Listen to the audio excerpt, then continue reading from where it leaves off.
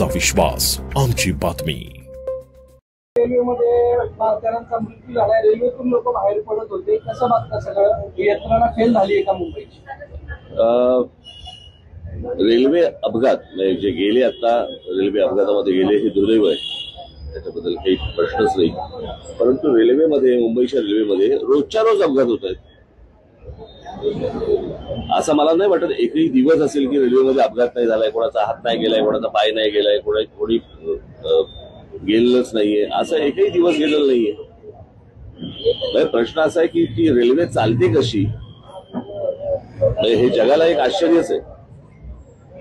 खरं तर अनेक वर्ष याच्यावरती अनेकदा मुंबईतल्या लोकांनी हा गोष्ट केंद्र सरकारला सांगितली की त्याच्यासाठी एक वेगळं महामंडळ तुम्ही करा, ते रेल्वे मंडळच वेगळं करा, कळलं का?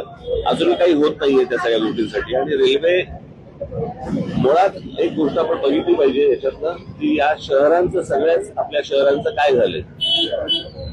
नुसता हा रेल्वे पुरता मध्ये विषय नाहीये।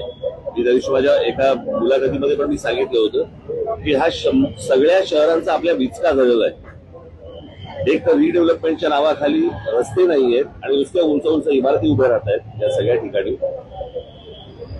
आणि रस्ते नसल्यामुळे पार्किंगची व्यवस्था नाही, पार्किंगची व्यवस्था नाही म्हणून ट्रॅफिक अडला जातो।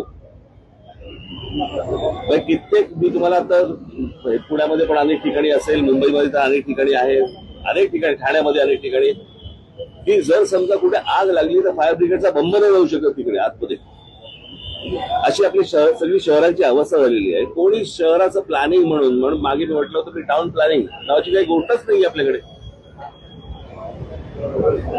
मी गेले इतकी वर्षाचे मी तुम्हाला सांगतो की बाहेरून येणारे जे लोंढे आहेत आपल्या सगळ्या शहरांवरती आदळणारे, याच्यातच ही रेल्वे कोलमडली कशासाठी?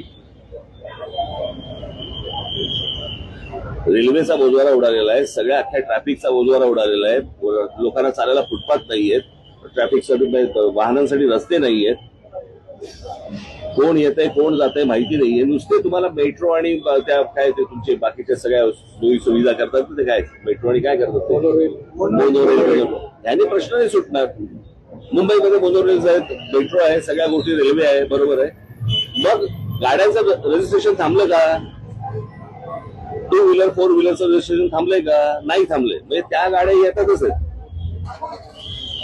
म्हणजे नक्की मेट्रो कोण वापरतंय, मोनोरेल कोण वापरतंय, कोण काय करतंय, काही कोणी पाहायला तयार नाहीये।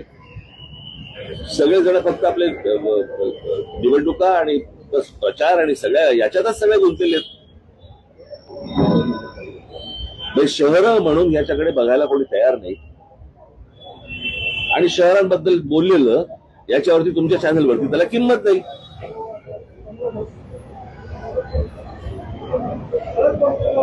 म्हणजे गेले अनेक दिवस जे राज ठाकरे, उद्धव ठाकरे कधी एकत्र येणार ह्याच्या जेवढ्या बातम्या लावल्या तेवढा काळ तुम्ही ह्या जे मृत्यू गेलेले आहेत लोक आता रेल्वेमध्ये तेवढं लावणार आहात का?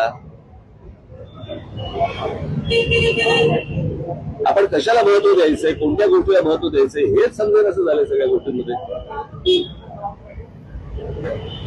जर या शहरांच्या गोष्टी, तुम्ही सगळे शहरामधले पत्रकार आहात, तुम्ही या शहरातल्या गोष्टींकडे जास्त फोकस करा। सरकारचं लक्ष कसं जाईल या गोष्टींकडे याचं तुम्ही ह्याच्यावरती लक्ष दिलं पाहिजे तुम्ही। बाकी सगळ्या गोष्टी फार मामूली आणि इतर सगळ्या किरकोळ गोष्टी आहेत, जे काय राजकारण चाललं, तुला काय वाटतं, तुला काय वाटतं, तुला काय वाटतं। दुर्दैव आहे। मला असं वाटतं केंद्र सरकारने या गोष्टींकडे लक्ष दिलं पाहिजे, तातडीने लक्ष दिलं पाहिजे की रेल्वेमध्ये त्या प्लॅटफॉर्मवरती रोजची जर समजा तुम्ही गर्दी बघितली तर लोक आतमध्ये कसे शिरतात आणि कसे बाहेर येतात।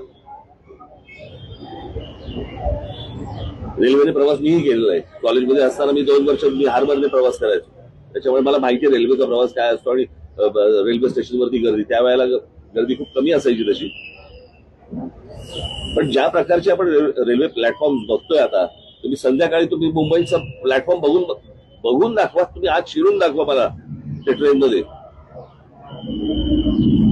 आणि त्याच्यानंतर ती सगळेजण जे प्रवास करत असतात त्यांच्या चेहऱ्यावरती एक स्मित हास्य असतं किंवा काही बाबा असे काही विलक्षण आहे ते सगळं।